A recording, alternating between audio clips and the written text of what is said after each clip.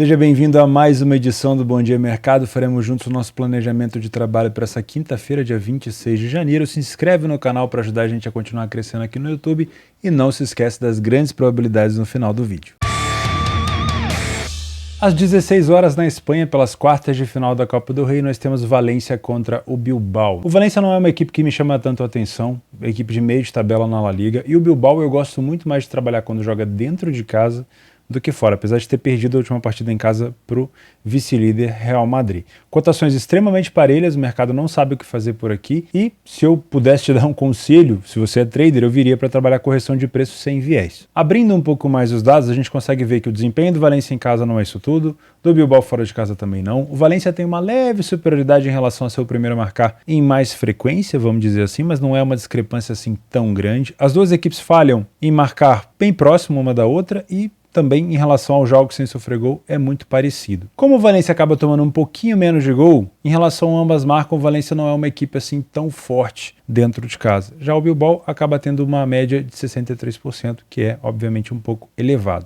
Existe uma pequena discrepância entre os dois na primeira etapa. O Valência vence quase 45% dos primeiros tempos, só tomou 2 gols, marcou 7 e só perdeu 11% dessas primeiras etapas. Tá? Então, existe uma pequena discrepância por aqui. O Bilbao venceu apenas 25%, perdeu quase 40%, tomou e marcou 7 gols. Ponto positivo se você quer trabalhar contra o Bilbao. O time toma 7 gols no primeiro tempo. Ponto negativo, ele marca 7. Então, muito cuidado. No segundo tempo, a gente perde essa discrepância do Valência porque existe uma queda de aproveitamento, a defesa do Valência passa a ser mais vazada, o time passa a vencer menos, passa a perder mais, e o Bilbao, apesar de aumentar um pouco o número de derrota, mantém também o número de vitória, então fica uma coisa assim bem parecida. Se você é trader, eu acredito que vir para trabalhar uma correção de preço sem viés é o mais indicado, trabalhar correções utilizando a leitura de jogo, né? O time está pior em campo, você aproveita para corrigir um pouco, ele melhorou, você sai da posição, acho que é bem interessante. Se você é punter, acho que você poderia olhar com carinho o under 3,5, nas últimas 8 partidas do Valência o under 3,5 entrou,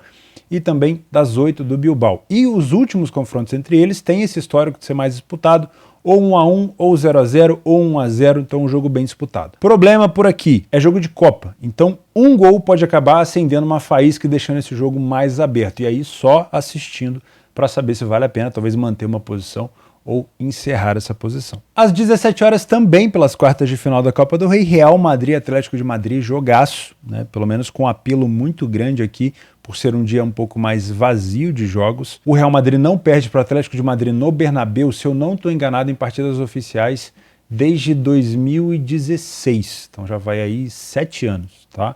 Mas isso não quer dizer muita coisa. Jogo de Copa geralmente é um jogo onde o Atlético de Madrid cresce bastante, é um time muito copeiro, e essa cotação de 1,95 do Real indica uma possibilidade de você trabalhar alguma coisa contra o Atlético de Madrid. Porém, o Real Madrid não é aquela equipe que abafa o adversário o jogo inteiro, não é.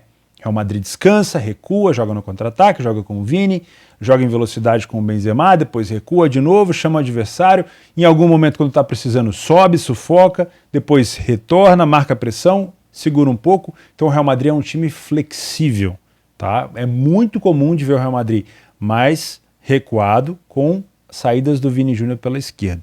Então essas expectativas de trabalhar contra o Atlético de Madrid o jogo inteiro é mais difícil. Talvez você tenha muito mais leitura para trabalhar contra o Real em algumas janelas de superioridade do Atlético de Madrid, porque a odd do Real Madrid tende a movimentar um pouco mais, já que a do Atlético já está bem alta. O Real Madrid venceu 5 das 7 partidas que fez em casa no Bernabéu, 86% das vezes ele sai na frente, não falhou em marcar nenhuma vez e não deixou de sofrer gol em nenhum jogo. Então, já temos uma incidência muito boa aqui para um possível ambas marcam. O Atlético de Madrid em quase 80% dos jogos fora ele sai na frente, isso é muito bom.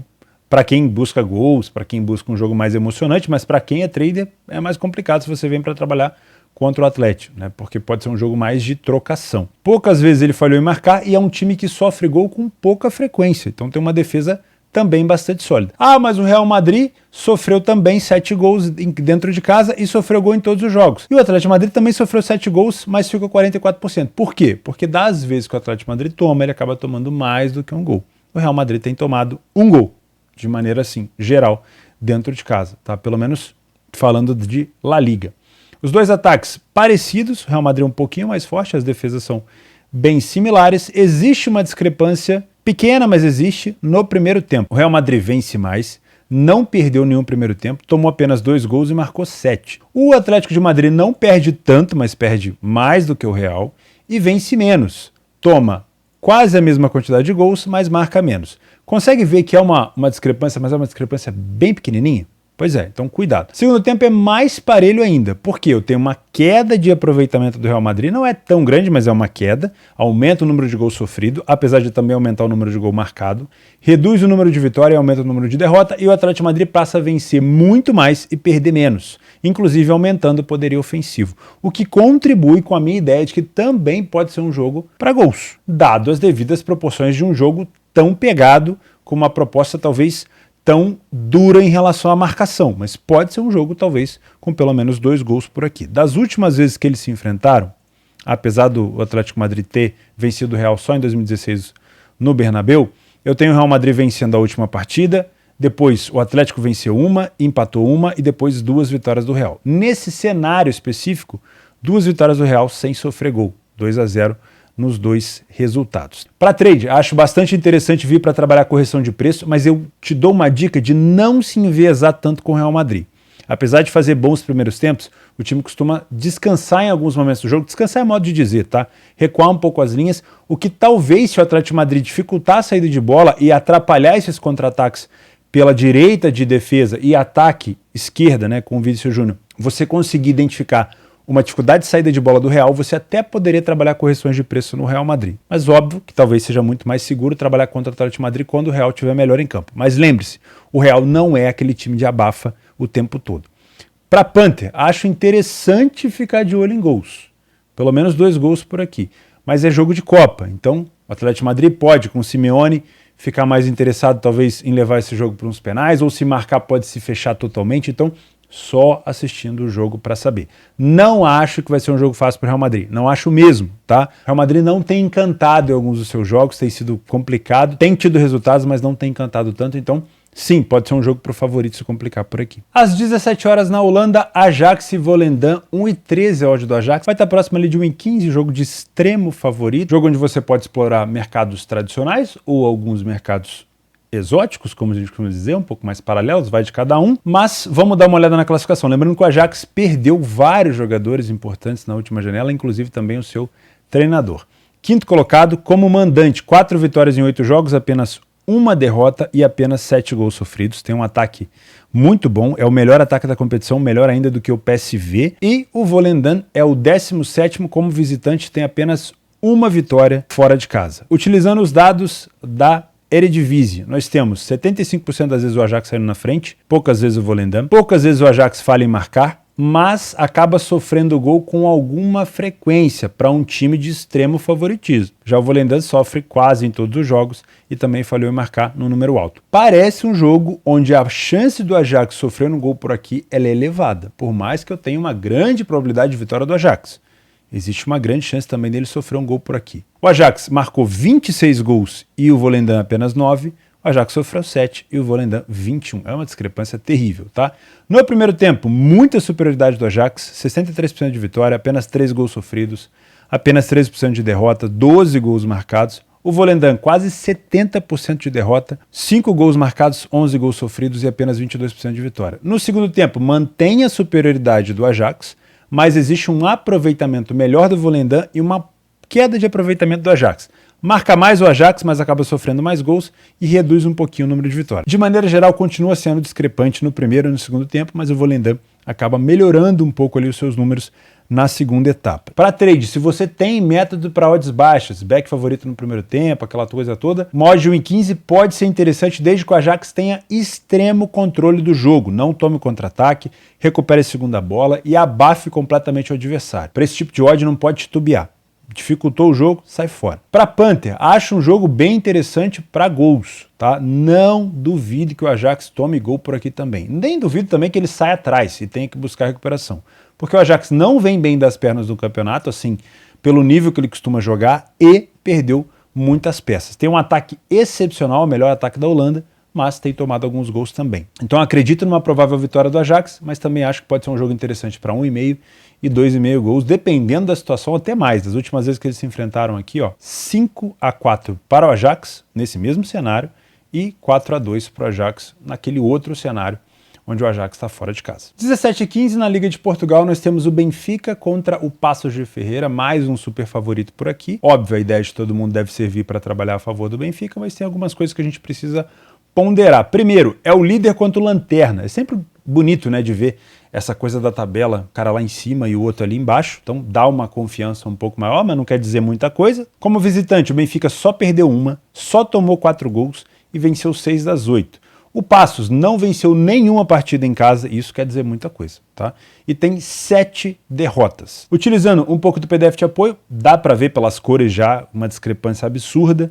O Paços tomou gol em todos os jogos, falhou em marcar em mais de 55% deles, não venceu nenhuma e saiu na frente em apenas 22%. Benfica é essa coisa toda que vocês estão vendo de um líder. Apesar de ser um time que não marca tantos gols assim fora de casa, poderia até ter mais, tem um número muito forte. 75% das vezes saiu na frente, ficou 75% dos jogos também sem sofrer gol, falhou em marcar 25%, poderia estar melhor, como eu falei, mas é muito bom. Não me parece ser um jogo com uma tendência tão alta para o Benfica tomar gol. Não sei se vai ser um jogo onde o ataque do Benfica consiga furar com facilidade a defesa do Paços, mas para o Paços marcar um gol no Benfica pode ser um pouco mais complicado. Não é impossível, mas pode ser um pouco mais complicado. Para você que vem já com essa ideia de trabalhar o mercado de vitória do Benfica no HT, muito cuidado. O Benfica não costuma jogar bem fora de casa nos primeiros tempos, tá?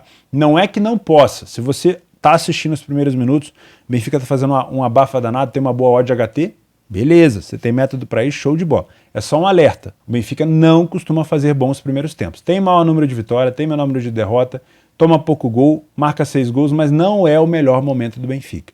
O melhor momento do Benfica costuma ser aqui, ó, no segundo tempo. Aumenta o número de gols marcados, aumenta muito o número de vitória e também mantém uma derrota bem baixa. Já o time do Paços passa a perder quase 60% das segundas etapas, marcou apenas 4 gols e tomou 12. Se a gente tem um momento onde o Benfica pode assumir de fato o controle do jogo e marcar mais do que um gol até, é no segundo tempo. Mas isso só com a leitura de jogo. Se você é trade, vir para trabalhar back Benfica, mesmo que ele não jogue bem no primeiro tempo, nos últimos jogos, vir com curiosidade para poder explorar esse back Benfica no primeiro tempo pode ser interessante, desde que ele apresente esse padrão de superioridade que a gente gosta. Se você trabalha os 90 minutos, é muito provável que você encontre também possibilidade para estar a favor do Benfica no segundo tempo, nem que seja ali no início do segundo tempo. Se você é Panther, eu evitaria se abraçar às cegas nessa vitória do Benfica no primeiro tempo. Eu olharia mais essa vitória do Benfica nos 90 minutos, porque no segundo tempo ele tem jogado muito bem, tá?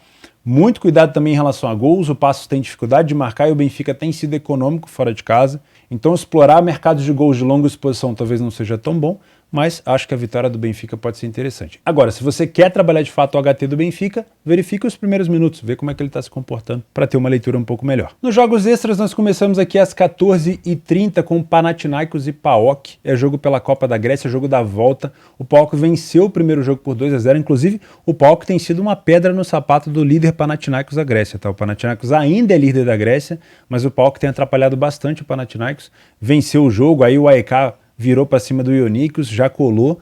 Então o Panathinaikos vai ter que reverter esse placar. Eu não coloquei como opção de trabalhar correção de preço, porque eu não sei se o PAOK vai de fato levar esse jogo tão a sério por já ter uma vantagem tão grande, assim como eu fiz ontem naquele jogo do Olympiacos e também no jogo do AEK. Então muito cuidado, tá? Vale a pena assistir o jogo se você tem esse tempo disponível. O Panathinaikos vai ter que fazer uma pressão danada para recuperar esse jogo, mas eu não sei se o PAOK vai levar tão a sério assim. Além desses jogos, tem a Copa da Arábia Saudita, que está na semifinal aqui, ó. O Al-Feiha pega o Al-Hilal que é um dos concorrentes com o time do Cristiano Ronaldo, aqui pela semifinal. E na outra semifinal nós temos o Al-Ittihad, que é um time chato pra caramba. Se eu não me engano é o líder momentâneo do campeonato da Arábia Saudita contra o Al-Nassr. Então é bem provável que o Cristiano também jogue por aqui. Então, meio-dia, o Al-Hilal joga pela Copa da Arábia Saudita e às 15 horas, provavelmente Cristiano Ronaldo em campo para jogar a Copa da Arábia Saudita também contra o Al-Ittihad. Não é um jogo fácil, mas se você está com tempo disponível, pode ser interessante. Estaduais, Botafogo e Madureira. Botafogo precisa pontuar, precisa melhorar a classificação na tabela. Não é fácil jogar contra o Madureira, tá? O Madureira empatou com o Flamengo e perdeu apenas de 1-0 para o Fluminense. Fluminense e Boa Vista, estou colocando só os estaduais que eu tenho um pouco mais de conhecimento aqui do Rio, tá? provável que o Fluminense jogue com um time mais titular e tente buscar esse primeiro lugar. Se eu não me engano, o Flamengo tem 5 jogos, o Fluminense só tem 3. O Fluminense pode tentar buscar esse primeiro lugar aqui da competição. E por último, São Paulo e Portuguesa. Separei esse jogo, não tem nem cotação aqui, deve estar por volta de 1,35, 1,40. Separei esse jogo porque nesse dia que eu tô gravando, no dia 25, é aniversário do São Paulo. E a gente já vai ter um jogo do São Paulo no Morumbi contra a Portuguesa no dia 26. Então é provável que seja um estádio lotado para comemorar e tal. Se eu não me engano, o São Paulo está fazendo 93 anos. Então pode ser um jogo com um apelo maior emocional para que a gente tenha uma vitória do São Paulo por aqui. Sem falar que a Portuguesa está numa fase bem ruim. Venceram a primeira vez agora contra o Bragantino. Estão em último, se eu não me engano, no grupo deles. Então pode ser interessante. Até sexta.